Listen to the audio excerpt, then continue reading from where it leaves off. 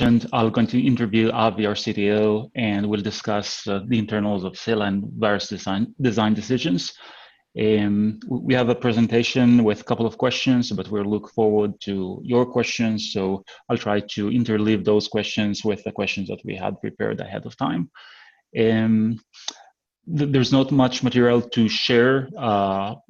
We mainly have this very basic PowerPoint, but I'll also try to point you to various blogs that we shared about these topics.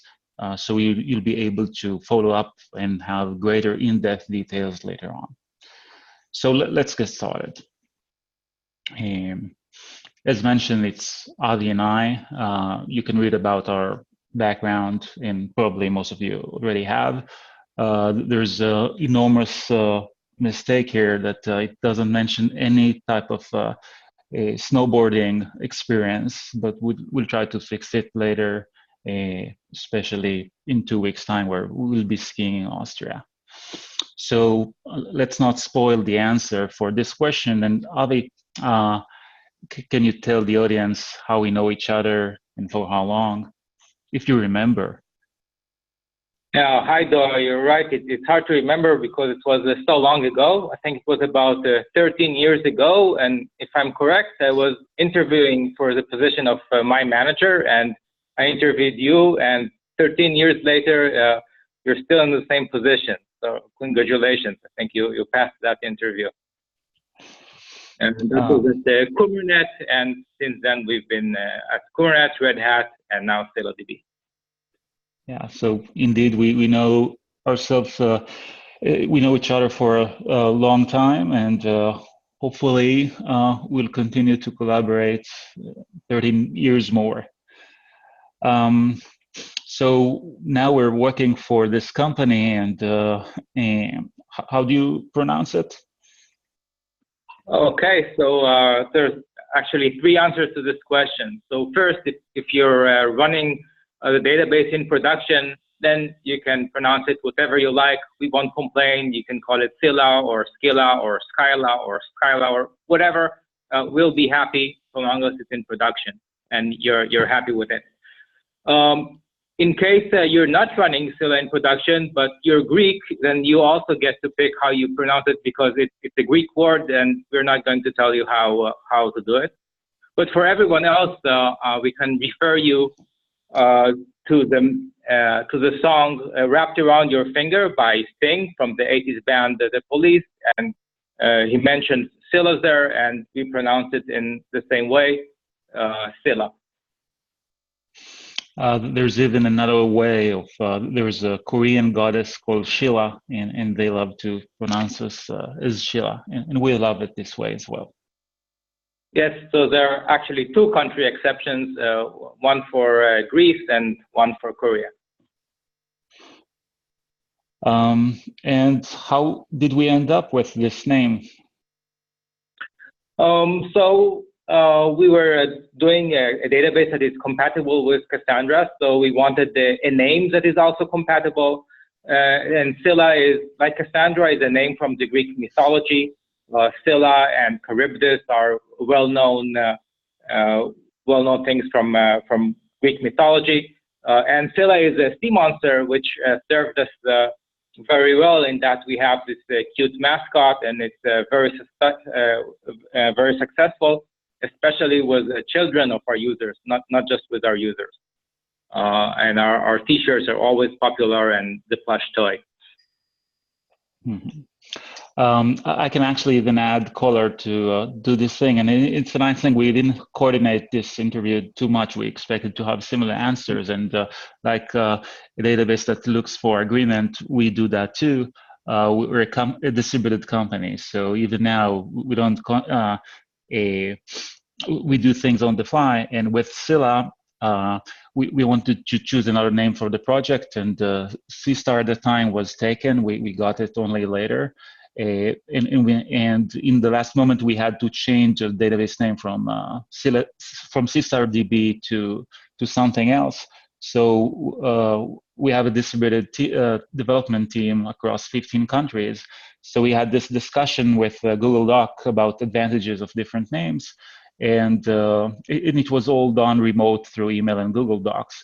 And one of the developers, Rafael from Brazil, suggested Scylla. Now, the unique thing is that it looks like a good name and have something with scale, have something from the Greek mythology, but everyone pronounced it to their own, not out loud. So we didn't share what's the right way to pronounce it. And eventually, after we picked this name, there was a meeting, and we all were very surprised that everyone has different views of the pronunciation. But it was too long, and now we have always a nice breaker with this thing. Last thing about the opening section, we developed kernels, hypervisors, and databases, and even more stuff. Avi, what do you think is more complicated? So all of them are more complicated, and they actually share, they all have something in common. So hypervisors and kernels and databases all manage resources in a workload that can vary wildly and is very unpredictable. So different users do very different things with their hypervisors, with their kernels, and with their databases. So you need something that is very resilient to different conditions, different amounts of data, different proportions of I/O and CPU and memory, and they all have to deal with it. And people who are familiar with ScyllaDB internals always say that we more or less rewrote the kernel from scratch in userspace, and that's more or less true because we do replicate a lot of the memory management and other resource scheduling functionality. So they're all very complicated. I think that the database has additional complication in that it's also a compiler. It parses the language and it has to translate it to commands. And a kernel also has its own very large complexity. Hard to decide. They're all very complicated. All right, thank you. So let's move on into more Scylla internal content. And Scylla, as you all know, it's implemented in C++ and not in Java. And many ask us what's the attribution of the part of the C++ portion versus Java portion, and whether there are other things that can you quantify it? So it's hard to quantify, but I can say that just changing the language doesn't bring you much performance. The Java virtual machine does a pretty good job of translating the Java bytecode into machine code. It has an optimizing compiler. So C++ is still faster than that, but that's not the reason for the big difference between Cassandra and C++, between Cassandra and the Scylla. C++ does give Scylla a large advantage in that it offers a lot more control. So not only is it a little faster, but it allows us to specify the memory layout of every object, and we know exactly when things happen. There is no garbage collector that can trigger at the random times and install the machine. So it's more work because we have to apply that control, but also the results are much better because not only things run faster, they run when we want them to run, and not when the combination of the Java virtual machine and the Linux kernel decides they should run. All right. One of our better design decisions is the shard per core, in addition to the cluster sharding. Can you elaborate on this and the value it provides us? Yes. So the first thing to note is that Cassandra already has sharding. So it doesn't shard per core, but it shards per node. It already requires that the application distribute its data among the nodes. And what Scylla does is take it one step further. So not only we divide the data among the nodes, we also divide it among the cores that each node hosts. And in the same way that sharding across nodes allows horizontal cluster growth, sharding within a node by the core allows for horizontal node growth. So you can have a node, if you have a node that has twice as many cores, then it will be twice as fast as a smaller node. And because today's machines have a large number of cores, it's common to see 30 cores or even more. We're now approaching 50 or 60 cores per node.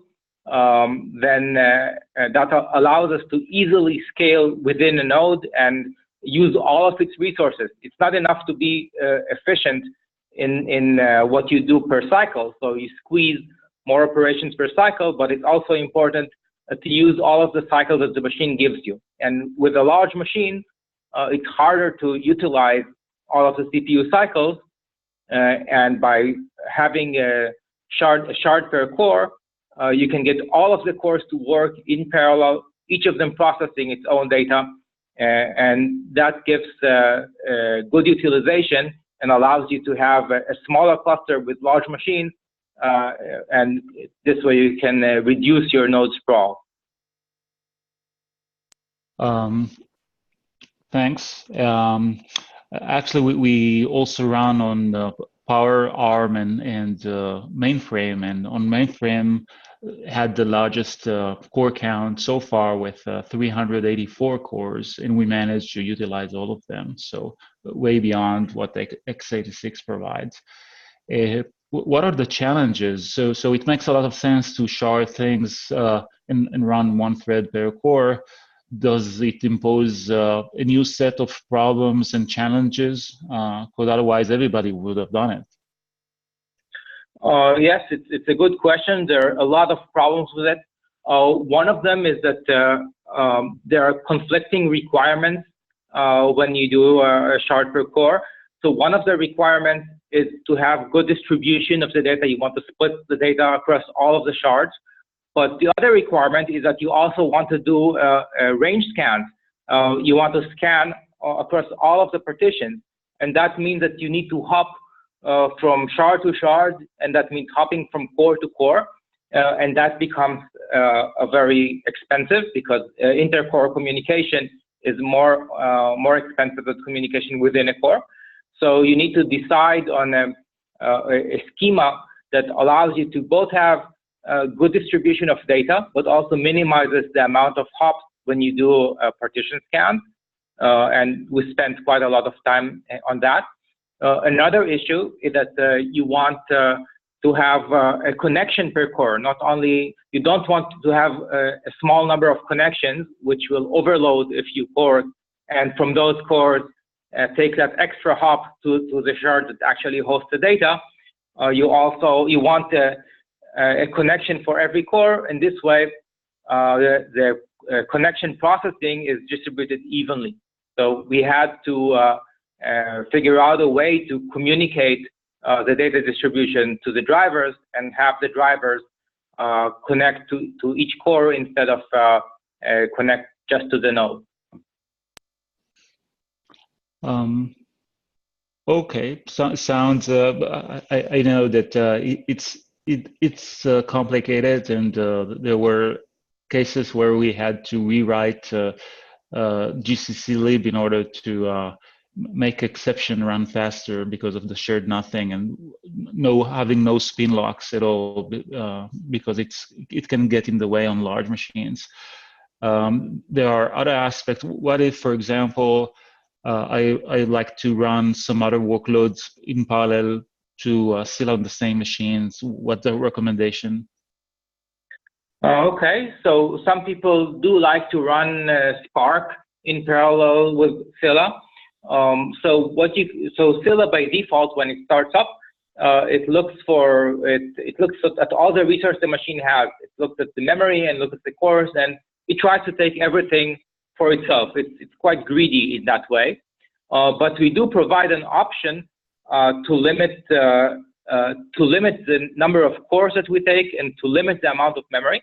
And you can just start Scylla and tell it to take, say, half the memory and half the cores, and leave the rest for another application. And then that application can use those cores. So you can partition your nodes and have some of the resources dedicated for Scylla and the rest dedicated for other applications.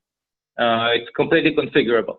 But out of the box, Scylla tries to take over the entire node. And what's our best practice in terms of, let's say, if you have Spark workloads and Scylla workloads, should we run them separate on separate clusters, separate hardware, or combined? What's it's questions that I'm tossing from the Q&A area. Okay, so the recommendation is to have separate clusters. The reason is that first of all, to avoid interference, we do try to isolate the application so they don't interfere with each other, but it's hard to do that perfectly. So if you run them on separate nodes, they are already isolated. But there are also other reasons. The life cycles of the Spark and the Scylla clusters can be very different. As a database, Scylla we run all the time, and you need it to be persistent, whereas the analytics workloads like Spark, you might want them to start and go. So you might want to spin up a Spark cluster, have it connect to Scylla, slurp the data, and then you can just shut it off and use the machine for something else, especially if you have a cloud or Kubernetes environment where you can easily share those machines. And of course, you don't want to do that with a database. You want the database to continue running and maintaining your data. Makes a lot of sense. Actually, I didn't think about that. I was mostly thinking about that every cluster may have different sizing requirements, but it's another good thing to have. So lastly, in this topic, recently there was a discussion about Redis, and Redis is a single-threaded, single-process project, and way more simpler than a database. But you may think about it as a sharded implementation as well. We have one process with multiple threads, one per core. And Redis, if you launch it correctly, you may launch just one process in a large machine, but then you won't utilize a CPU. But it is possible to launch multiple processes as the number of cores, and they'll have one thread. So would that be exact mimic of what we have in Scylla? So in terms of utilizing the CPU and utilizing the processing power, it's similar.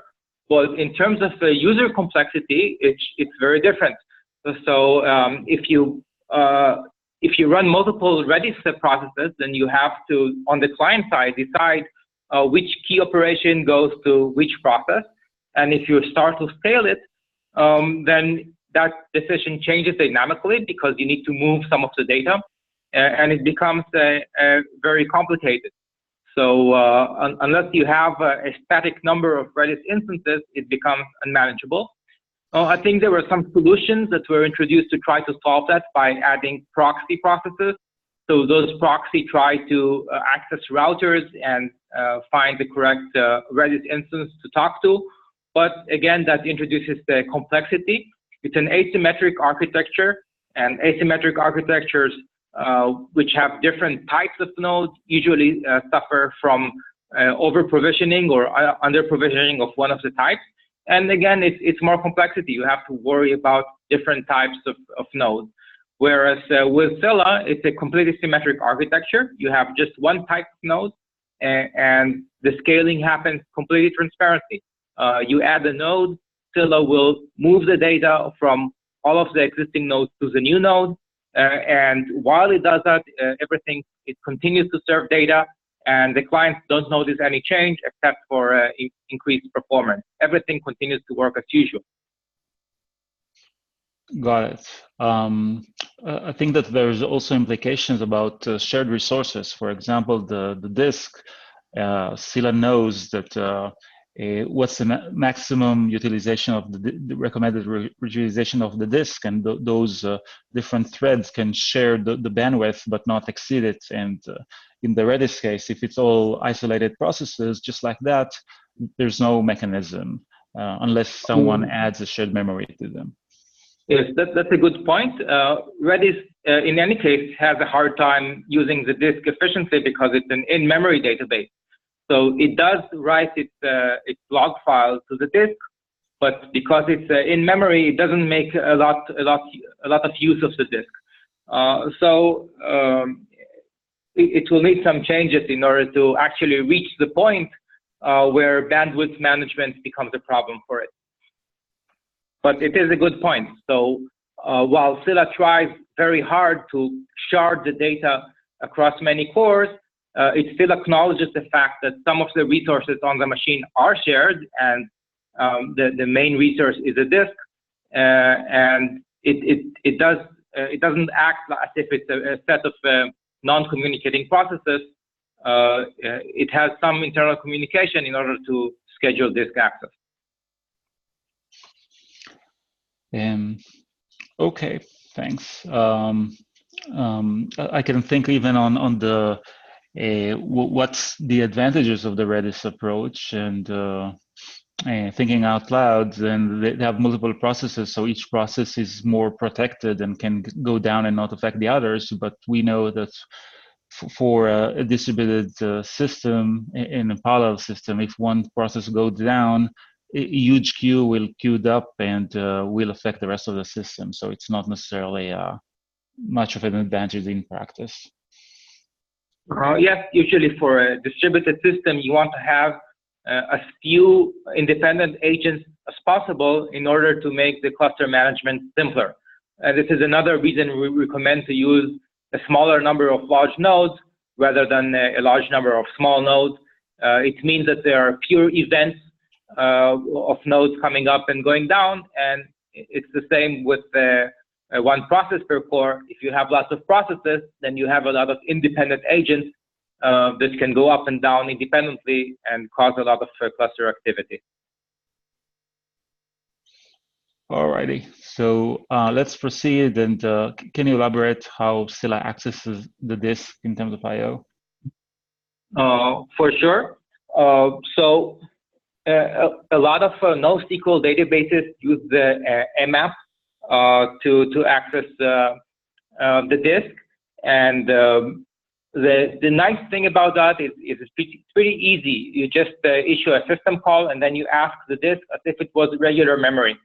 But that also has disadvantages in that disk is not memory, so it can those accesses can behave very differently depending on whether the data you access is in cache or not. And because you have no way to tell in advance, things can behave very unpredictably. So Scylla opts for a different method that takes more work up front, but also gives you a lot more control. So all of the I/O that Scylla does is asynchronous, and that means that when Scylla wants to read or write data from disk, it issues the command, but then goes on to do other things. And those other things can be issuing other I/O, or perhaps communicating over the network, or communicating with other cores. So it's a fully asynchronous design. And one thing that this allowed us to do is not only control when we do I/O, but also control who does this I/O. And by who, I mean which of the internal processes in Scylla, like compaction or query or memtable flush or streaming, so we can decide which internal process gets to use the disk and at what bandwidth level. And that allows us to control latency and performance. And we also extended it to allow different users to access the disk in a controlled way. So you can have, for example, your online query access the disk with, say, 80% of the shares, and have your analytics workload access the disk with 20% shares. And that allows two different processes to share the system without interfering with each other, or at least the analytics workload won't interfere with your main online workload. And this is a feature that will be coming up very soon, and a lot of our users are excited about it, and so are we. Thanks. It's time to say that we have a blog. Avi blogged about I/O accesses in, I think it was 2016 or 17, and this blog entry is one of the best, the most loved entries, and people keeps on finding it. So you're welcome to also look it up in our blog.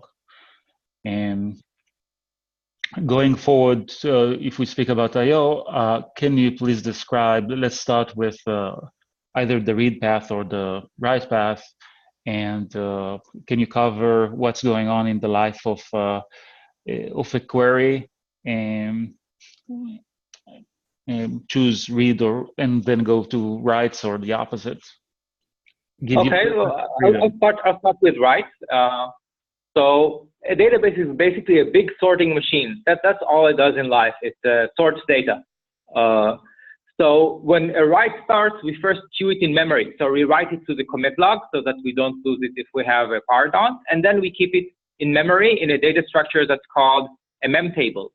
And the reason we keep it in a mem table is that it allows us to do the initial phase of the sorting in memory, which is much faster than sorting on disk. So for that reason, we try to make the mem table as large as possible, and we allocate half of all of the memory for mem tables. So we keep accumulating data in those mem tables, and as soon as they reach some limit, we start flushing them to disk into an on-disk data structure called an SS table, and that flush clears up this memory so that you can accept more writes. Of course, we accept new writes in parallel with flushing, and this way we keep accepting writes into memory, and later sorting them in memory, and later flushing them to disk. And what happens is that we get a bunch of SS tables, which are approximately the size of memory, laid out on disk. The problem with that is that we will later see in the read path, a query might need to read all of the read data from all of those SS tables. So there is a background process that's called compaction that picks up those SS tables and does a merge. And because those SS tables are sorted, the merge can be very efficient. So compaction picks up a bunch of small SS tables, does a linear path and merges those SS tables and creates a large SS table. And at the end of that the compaction process, the small SS tables are deleted. And that allows us to conserve space. And more importantly, it reduces the number of files on disk so that the reads are efficient. So let's talk about the read path. Now, what the read path does is first it looks at the mem table, and it picks up any data that is in the mem table for the particular query. And it also, in parallel, it looks the data up in the cache. And if the data is in the cache, that's where the query ends, and hopefully most of the queries are just the result of merging data from mem table and cache. But if the data is not in cache, then we have to look up all of the SS tables that may contain the data, and we have some filtering that allows us to determine whether an SS table needs to be queried or not. And then we do this filtering, and then we query all of the SS tables that contain the data in parallel, merge the data, so it's like a smaller version of the compaction. It just occurs over your query instead of the entire SS table. And we place the merged data in the cache, so that if you're querying the same data again, you not only save the I/O that was required to access all of those SS tables, you also save the computation that was needed to merge the data from those SS tables. And so the reading from cache becomes much cheaper. What to mention that our usual assumption is that the workload is larger than memory, because we're speaking about big data, although sometimes workloads in the access patterns that just fits the memory, and this way you can get amazing performance directly from memory if you are mostly do reads. And do you have usually Cassandra, the database that we rewrote, is considered to have very fast writes and not so fast reads, or there's no consideration about reads. What's the case with Scylla? Is that this fast writes only, everything goes? How would you define it? So obviously we try to be fast in both reads and writes, and I think that our benchmarks show it. We perform similarly in write-only, read-only, and mixed read-write. So reads and writes have different challenges in a log-structured merge tree. A write suffers from write amplification. So usually the initial phase of the write is very fast. You just write into a mem table. But after you start to accumulate data, then you start to suffer from write amplification because you need to have multiple steps of compaction. And read suffers from read amplification in that it needs to read data from multiple disk files and merge responses, and also it involves random I/O compared to sequential I/O that writes do. So it has a different types of challenges. Reads are also more complex in that they have to parse data, which is more expensive than serializing data. But on the other hand, reads have a high chance of hitting in cache, which is much cheaper, especially with our object-based cache, which bypasses all of the merging process. So reads and writes are both challenging, each in its own way. And the trick is to try to isolate them. The trick is, so you don't want your writes to dominate over reads, and you don't want your reads to make your writes slower.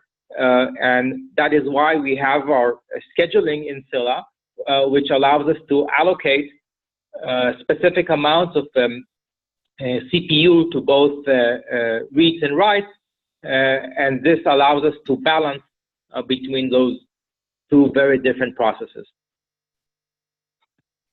All right, I received a question about what's the eviction policy in our cache, and do we have ideas how to improve it? That's my enhancements of the question. Yeah, so we have lots of ideas to improve it, but right now the eviction algorithm is a simple LRU, and we did look at the algorithms like tiny LFU, and those algorithms try to add some cache, some scan resistance, so that you don't have a situation where you have a large scan that reads the data only once and never uses it, and that causes all of the data to be evicted. So we are looking at a more complex algorithm to do that. In the meantime, we also added a way to bypass the cache. And so if you know that you have a query that's not going to make good use of the cache because it scans all of the data, you can add the bypass cache clause to the query, and Scylla will not even try to access the cache. So it will go directly to the SS tables. It will not consult the cache, and it will not populate it. And that's very useful for analytics, which usually read all of the data, which is much larger than cache. So in this way, you can do your analytics queries without disturbing the cache, even with the rather simple LRU eviction policy that we have now. That's indeed a cool enhancement. And where can users find this enhancements? Or I think it's relatively simple. So can you mention exactly how to turn this on and off per query? So it's, I think I did mention it, it's the bypass cache clause that you add to a select. So simply add bypass cache at the end of your query. And right now you will get a syntax error, and that's because it's only present in Scylla 3.1. It's very new, so it's not present in 3.0. But in 3.1, which is not far away, you will be able to use it. All right, so, sounds like a promising new blog. So thank you. We touched about compaction, and we know compaction affects the write amplification and the read path, as you mentioned. So it's complicated, but is this a challenge, or how compaction is different implemented in Scylla than in Cassandra or other systems that have log structure merge tree design? I think that the major difference is in how compactions are scheduled. So there is a question of what's the correct way to do compaction. And the trade-offs are that if you do compaction at too high a bandwidth, then you're taking CPU and disk bandwidth away from your queries, and you might need them for your queries, and your regular throughput suffers.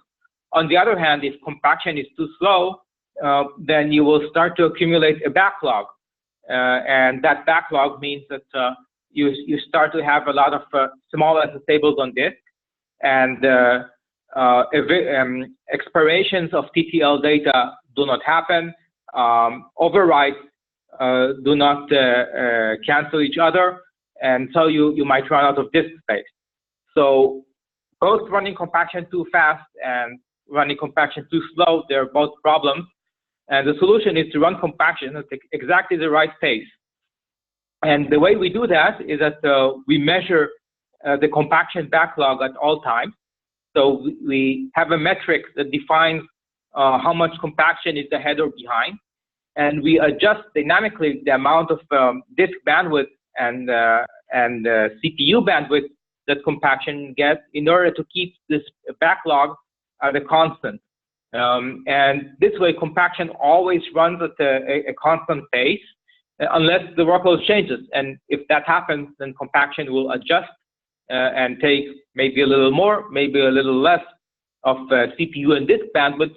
But the important thing is that it will take a constant amount for your workload, and you will not experience a fluctuation. Got it. How many parallel compactions can Scylla run? So Scylla runs at least one compaction per core, and this is because the cores are independent of each other. And the rest depends on the compaction strategy. So for the standard size-tiered compaction strategy, we run one compaction per tier. And usually the number of tiers is related to the ratio of memory to disk that you have.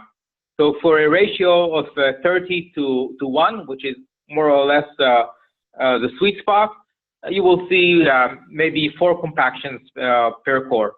So if you have 70 logical cores, you might see 280 compactions running. I know that if there are Cassandra admins that hear this, they're probably going crazy because that's way too much for Cassandra, but for Scylla, it's completely normal to see hundreds of compactions running in parallel. And usually because they are scheduled, they might take 20 or 30% of the resources on the machine, and the rest is available for regular reads and writes. Should users care in Scylla about how many parallel compactions and other compaction real-time metrics? What should users do, if at all? So in general, you don't need to do anything. Everything is self-tuning. Of course, it's good to be aware about what's going on. If anything, it's just interesting to see how the database reacts to different conditions. There are metrics in the dashboard that shows you the number of parallel compactions, and you can follow them. But there is really nothing that you need to do. And apart from changing the compaction strategy, there's not many things that you can do because there aren't tunables for this thing. Mm-hmm. Usually, it just works out of the box and it does what it needs to do. I know that in our Grafana dashboard, there's a location that you can see how many parallel compactions are running and pair nodes and maybe even pair shard.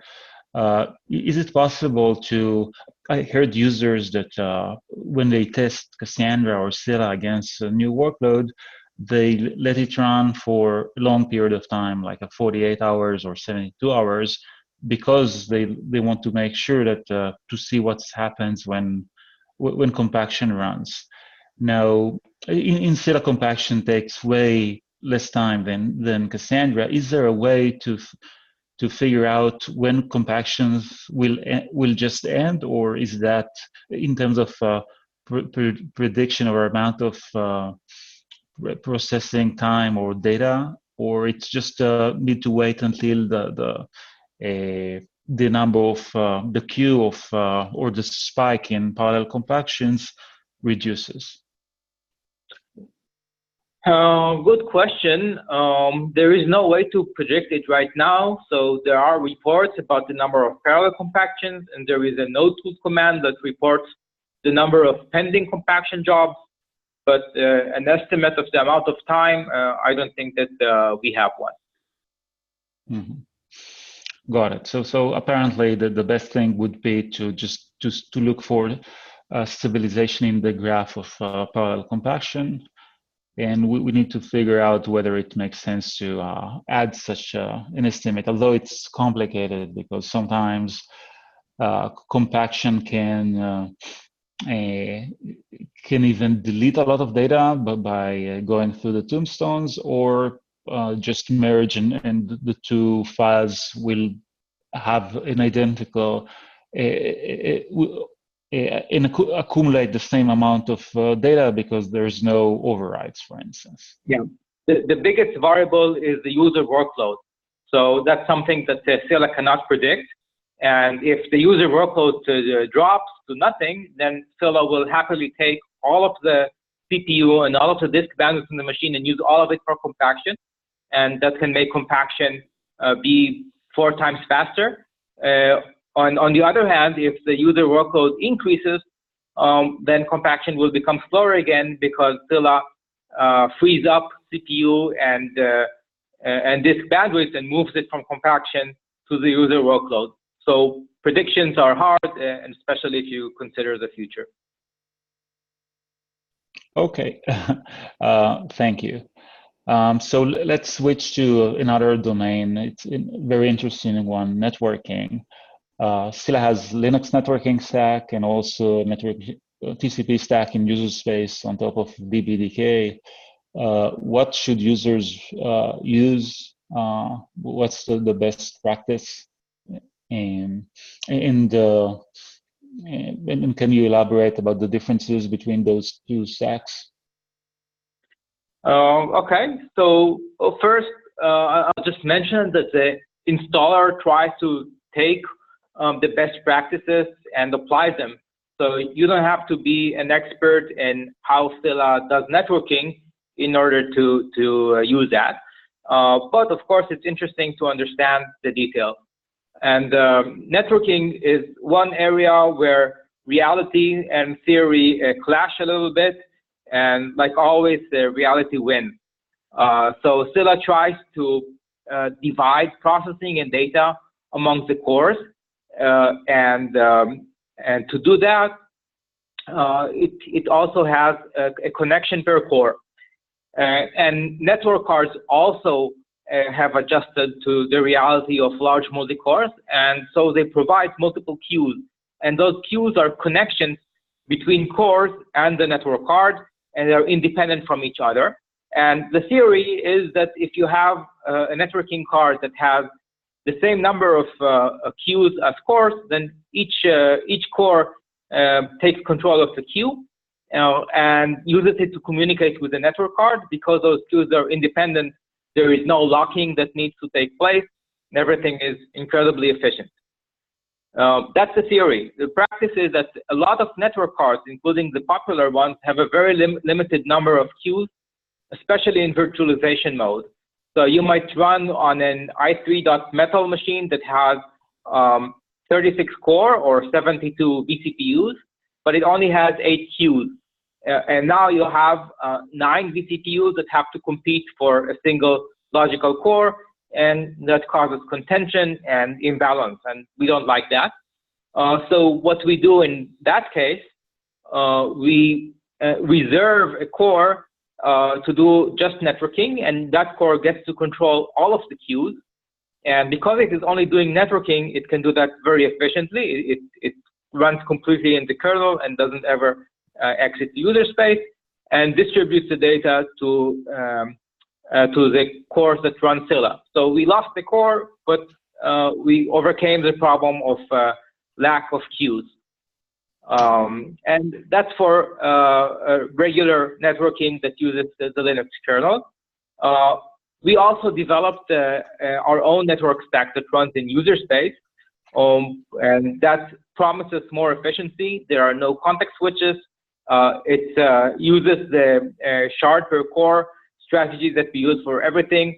So that also gives us the efficiency, and it chimes well with the rest of the system. But it's harder to deploy because it means that you have to detach that network card from Linux and assign it to Scylla. So it is not something that we deploy in production. We will probably do it one day, but for now we use the regular Linux networking. And it's important to explicitly say that our Linux networking stack is standard. It's standard kernel, and during installation time, the Scylla setup is the one that checks the multi-queue scenario and picks automatically a multi-queue versus reserved core. But it's also important to track once you're up and running to see that interrupts are distributed fairly and no specific core spikes out due to interrupts. Can be from the network or from the disk. All right, so I want to keep this discussion under an hour. So if folks haven't asked questions, now would be a perfect time. And we'll continue in parallel. We'll skip over the differences in secondary indexes because we covered that in the previous webinar. And to answer similar extension, to talk about similar extension in the network space, Scylla has an enhancement to the Cassandra drivers that just work with Scylla, and they are a node aware in terms of sharding, but weren't shard aware in terms of the shard within the node. So can you please elaborate about this enhancement and also say what's expected in terms of driver enhancement in the future, can be the long-term future? Sure. So the shard aware driver was added in order to address the problem of imbalance when you have a smaller number of clients. This is mostly for benchmark scenarios. Usually in production, you have a large number of clients, so together they generate a lot of connections. But if you have a small number of clients, then you have a small number of connections, and they will usually not be distributed well across the node. So you will have some cores loaded with multiple active connections, and will have some cores that have inactive connections or don't have connections, and that will cause some of the cores to be more busy than others, and the machine resources will not be utilized fully. So it's practically the same problem as having a bad data distribution, except that instead of having that data distribution on a node level, it's on a shard level, and instead of being a data problem, it's a communication problem. So what we did is have the driver establish not just a bunch of connections per node, but also establish one connection per core. And it also knows to send queries and writes to the correct shard. So that allows us to reduce an extra internal hop because the data arrives directly at the shard that will have to process it. And that gives a nice reduction in latency and an improvement in throughput. and a reduction in imbalance. So it's a win all around. You also asked about the future enhancements for the drivers. So one of them is to have this token awareness, not only for single row queries, but also for range scans. So range scans are very important for analytics. And right now, range scans go to more or less random nodes. And if the data is not present on that node, then they have to do an extra network hop to find the owner of the data. And that, of course, reduces the throughput, and we don't like that. So we will add token awareness to range scans, and that will improve their throughput. We would also like to improve the way that small tables are distributed across the cluster. So funnily enough, Scylla handles large tables much better than it handles small tables. And that's because when you have a large table, then the amount of data that you have related to the amount of metadata is large. But as the amount of data gets smaller, the data that you have per shard decreases, but the metadata does not. And eventually it becomes a similar size, and that is inefficient. So what we would like to do for small tables is instead of distributing them across the entire cluster and across all cores in a node, distribute them across a smaller number of nodes and a smaller number of cores in order to maintain this ratio of data to metadata. And of course, for that, we will have to enhance the drivers to know about this distribution algorithm. So we will have a per table distribution algorithm instead of having a distribution algorithm that is global to the entire cluster. Got it. One of our participants asked about UDP enhancements to switch from TCP connection between the client and the cluster to UDP based. What's your view about that? We offered this optimizations in one of the discussions in the customer mailing list. Yes, so that's a good question. It's hard to decide this question because there are ups and downs to UDP. So one thing that the UDP offers is to reduce the amount of connection sprawl.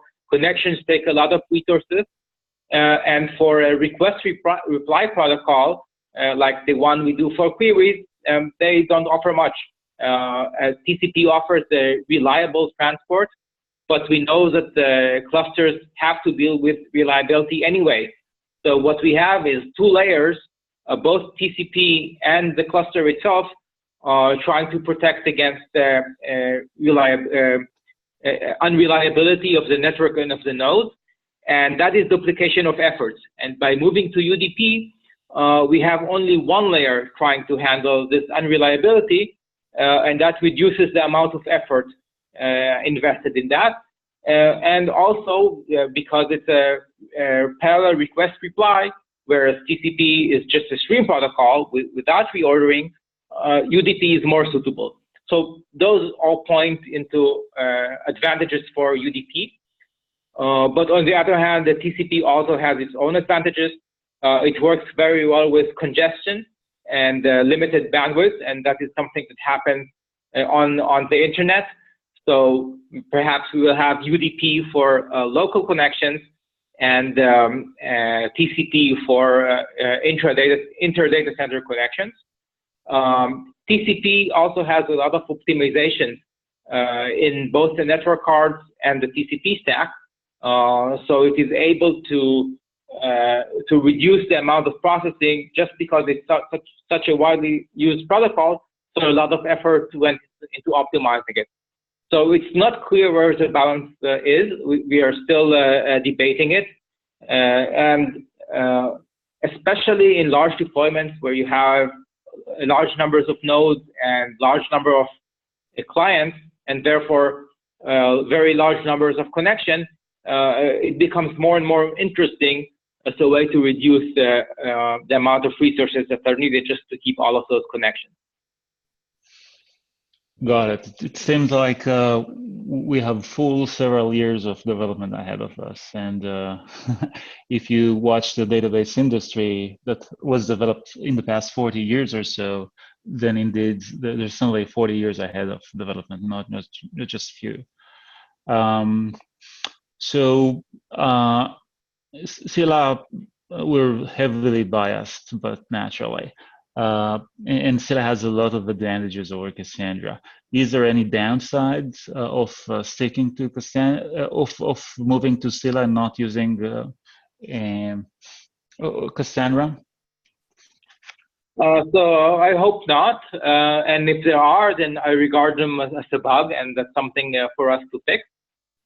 I guess if there is a feature in Cassandra that you need that's not implemented in Scylla yet, then that's a downside, and you might be forced to stick with the Cassandra. But do tell us about it so that we can, if there's a bunch of users that wait for that feature, then we will prioritize it. I'm sure there are, but I can't really think of any except for whenever there is a feature that is missing. Got it.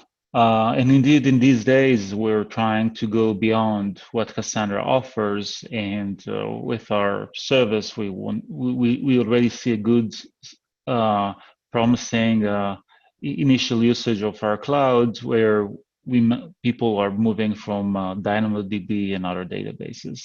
So it's not just a Cassandra converter.